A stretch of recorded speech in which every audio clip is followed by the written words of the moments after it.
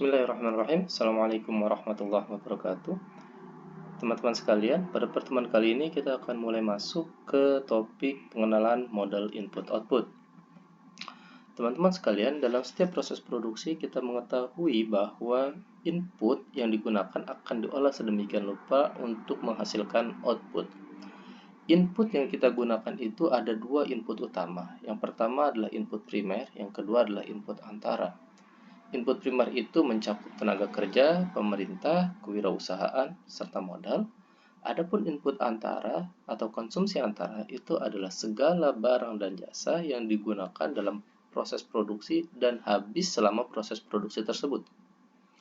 Nah, ketika sebuah input sudah diproses kemudian dihasilkan output, maka output ini pun nantinya bisa dipandang dari dua sisi. Yang pertama, ketika output itu digunakan oleh pemakai akhir, maka output tersebut terkategori sebagai permintaan akhir. Nah, di sisi lain, ketika output tersebut digunakan kembali oleh suatu unit produksi lain untuk proses produksi selanjutnya, maka output tersebut kita kategorikan sebagai permintaan antara. Contohnya bagaimana? Ketika ada PT Bogasari menghasilkan tepung terigu, lalu tepung terigu tersebut digunakan atau dibeli oleh rumah tangga, maka tepung terigu tersebut diperlakukan sebagai permintaan akhir. Nah, di sisi lain, ketika tepung terigu yang dihasilkan oleh PT Bogasari tersebut kemudian dibeli oleh perusahaan roti atau pabrik roti, maka sesungguhnya pabrik roti sudah melakukan atau tepung terigu sudah diperlakukan sebagai permintaan antara oleh si pabrik roti. Jadi produknya sama tapi perlakuannya bisa berbeda. Ini ilustrasi sederhana saja. Ketika misalkan ada sebuah mobil ya atau ada banyak mobil yang dihasilkan oleh perusahaan mobil, maka kita tahu input yang digunakan atau bahan baku yang digunakan untuk menghasilkan mobil tersebut itu bisa mencakup baja, kaca, ban, plastik, atau komponen lainnya. Dan kita juga tahu bahwa baja, kaca, dan seterusnya juga terdiri atau diproduksi oleh barang-barang atau input-input lain seperti baja itu mencakup komponen A, B, dan C, kaca mencakup input X, Y, dan Z, dan seterusnya. Artinya untuk menghasilkan mobil itu ada input-input lain selain baja, kaca, ban, plastik, dan komponen-komponen lainnya. Ini adalah ilustrasi yang tadi sudah sempat saya sampaikan di awal gitu ya. Dari kacamata produsen, ketika PT Bogasari menghasilkan terigu, lalu terigu tersebut dibeli oleh rumah tangga untuk dimasak menjadi gorengan, maka terigu tersebut diperlakukan sebagai permintaan akhir. Di sisi lain, ketika PT Bogasari tersebut tepungnya dibeli oleh pabrik roti, kemudian diolah lebih lanjut menjadi roti, maka ini ada transaksi permintaan antara.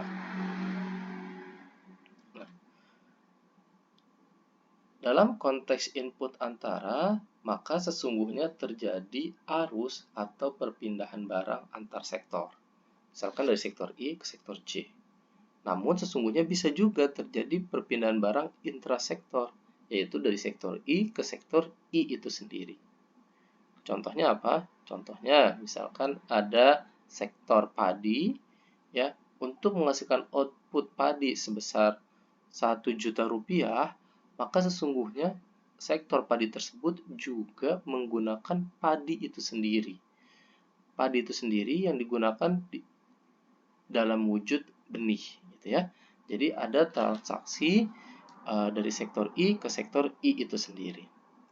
Lalu misalkan kita memiliki XI, yaitu total output sektor I, ZIJ, yaitu nilai arus barang atau nilai transaksi dari sektor I ke sektor J, serta YI, yaitu total permintaan akhir sektor I.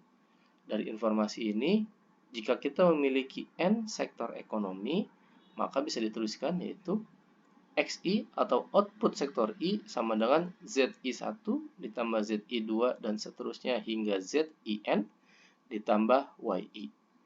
Yaitu output sektor I adalah nilai transaksi sektor I ke sektor 1, sektor I ke sektor 2, dan seterusnya hingga sektor I ke sektor N ditambah permintaan akhir untuk sektor I.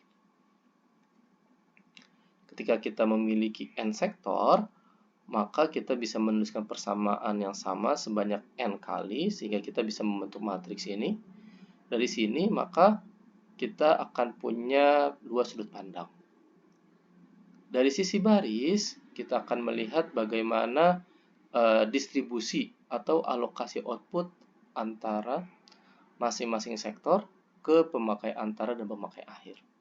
Dari sisi kolom, kita bisa melihat struktur input setiap sektor, baik mencakup input antaranya maupun input primernya. Secara mendetil, nantinya tabel yang kita hasilkan akan berbentuk seperti ini. Ya, di mana kawan-kawan sekalian, matriks yang pertama ini itu menunjukkan transaksi antara, yaitu permintaan antara dan input antara. Matriks yang ini itu menunjukkan transaksi permintaan akhir, ya. Lalu matriks yang ini menunjukkan transaksi input primer. Sama dengan slide sebelumnya, bahwa kita bisa melihat matriks transaksi antara di sini dari dua sisi, yaitu dari sisi baris dan dari sisi kolom. Misalkan, pada baris Z12, maka kita bisa membaca bahwa output sektor 1 dialokasikan ke sektor 2, ya. Output sektor 1 dialokasikan ke sektor 2 sebesar Z12. Jika kita melihat secara kolom, maka kita bisa melihat, misalkan contohnya adalah Z21. Z21 ini maknanya adalah sektor 1, ya, sektor 1 menggunakan input dari sektor 2 sebesar Z21. Kawan-kawan sekalian, kerangka ini sesungguhnya adalah kerangka tabel I/O. Apa itu tabel I/O? Ini ada pengertiannya, teman-teman bisa baca sendiri, ya. Ini adalah bentuk umum tabel transaksi input-output. Teman-teman juga bisa lihat di sini bahwa sesungguhnya kerangka atau bentuk umumnya mirip dengan dua slide sebelumnya. Ya, kita memiliki memiliki matriks transaksi antara, kita memiliki matriks permintaan akhir, dan kita memiliki matriks input primer atau nilai tambah. Nah, di mana matriks transaksi antara, matriks permintaan akhir, dan matriks input primer tersebut, ketiga matriks ini adalah tiga matriks dasar di dalam tabel I/O. Nanti teman-teman bisa tahu bagaimana kita melakukan simulasi dampak dari ketiga matriks dasar tabel I/O tersebut. Ini juga sama, bahwa di kuadran 1 itu kuadran 1 di tabel I/O menunjukkan transaksi antar kegiatan. Kuadran 2 tabel I/O menunjukkan permintaan akhir. Kuadran 3 dalam tabel I/O menunjukkan input primer sektor produksi. Di kuadran pertama akan ditunjukkan arus barang dan jasa yang dihasilkan dan digunakan sektor-sektor tertentu dalam suatu perekonomian. Di kuadran kedua akan ditunjukkan konsumsi akhir, yaitu penggunaan barang dan jasa yang tidak ditujukan untuk proses produksi. Di kuadran ketiga, kita akan ditunjukkan bagaimana input primer untuk setiap sektor produksi. Nah, teman-teman sekalian, sesungguhnya kita juga bisa melihat ada kuadran 4 di sini. Tapi kuadran 4 ini tidak ditunjukkan di dalam tabel I/O. Penjelasan tabel 4 ini itu akan dijelaskan di materi Social Accounting Matrix yang akan kita pelajari insya Allah pasca UTS nanti. Kawan-kawan sekalian, ketika kita memiliki 3 sektor ekonomi, maka kita bisa membentuk tabel I/O lebih kurang seperti ini, ya. Di sini adalah matriks transaksi antaranya, ini adalah matriks permintaan akhirnya, dan yang kuning ini adalah matriks input primernya. Secara baris kita akan memiliki persamaan seperti ini, ya. Misalkan untuk sektor 1 yaitu Z11 ditambah Z21 ditambah Z11 ditambah Z12 ditambah Z13 ditambah final demand 1 F1 akan sama dengan total output ditambah impor dan seterusnya. Secara kolom kita juga bisa melihat nilai Z11 ditambah Z21 ditambah Z31 ditambah V1 atau ditambah input primer sektor 1 sama dengan jumlah input sektor 1, yaitu X1. Dari persamaan baris dan kolom ini nantinya kita akan mendapatkan model dasar tabel I/O, yaitu ini. X sama dengan I minus A inverse dikalikan dengan F, ya. Nanti kita akan pelajari di pertemuan-pertemuan selanjutnya. Nah, dari bentuk matriks atau bentuk tabel I/O yang demikian tadi, maka kita bisa melihat keseimbangan baris dan kolom. Secara baris, nanti kita akan bisa menunjukkan, kita akan bisa melihat bahwa nilai output itu sama dengan permintaan antara ditambah PDB menurut penggunaan. Secara kolom, kita akan mendapatkan input sama dengan input antara ditambah PDB menurut sektor. Karena output dan input itu sama, lalu total permintaan antara dan total input antara juga sama, maka kita akan mendapati PDB menurut penggunaan sama dengan PDB menurut sektor. Ini teman-teman bisa baca sendiri. Nah, sekarang kita masuk ke sini. Jadi ada asumsi dasar di dalam tabel I/O. Yang pertama adalah asumsi keseragaman atau homogeneity. Artinya, setiap sektor hanya memproduksi satu jenis output dengan struktur input tunggal.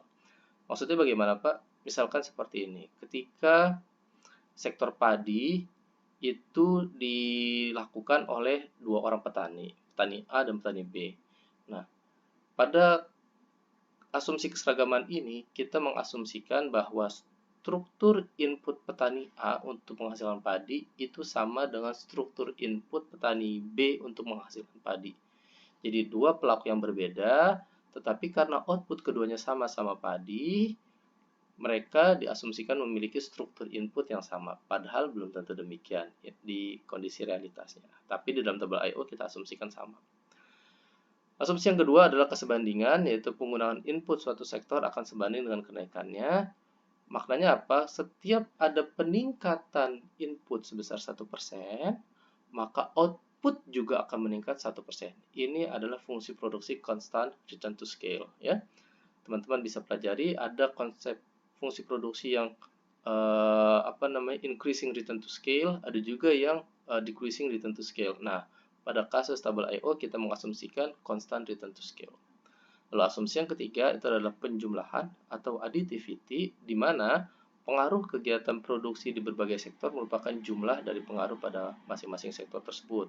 Artinya ketika kita memiliki ekonomi terdiri dari dua sektor, sektor A dan sektor B, maka total pengaruh keduanya dalam perekonomian adalah jumlah dari pengaruh sektor A ditambah pengaruh sektor B. Ya, padahal pada realitasnya belum tentu demikian. Bisa saja ketika dua-duanya memberikan pengaruh yang bersamaan, bisa saja dampaknya justru bisa lebih besar atau justru bisa lebih kecil. Ini adalah jenis-jenis tabel transaksi, teman-teman bisa pelajari. Jadi ada tabel transaksi atas dasar harga pembeli, ini dicirikan dengan nilai total margin perdagangan yang terisi, konsekuensinya jasa perdagangan tidak terisi.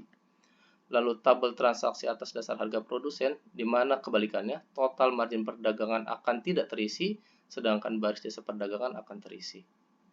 Lalu ini transaksi total, ini mirip dengan transaksi yang sebelumnya, namun yang perlu diperhatikan adalah kolom total impor dan baris total impor. Lalu yang terakhir adalah transaksi domestik, di mana total impor di sini akan blank, kosong nilainya, lalu baris total impor di sini akan ada nilainya.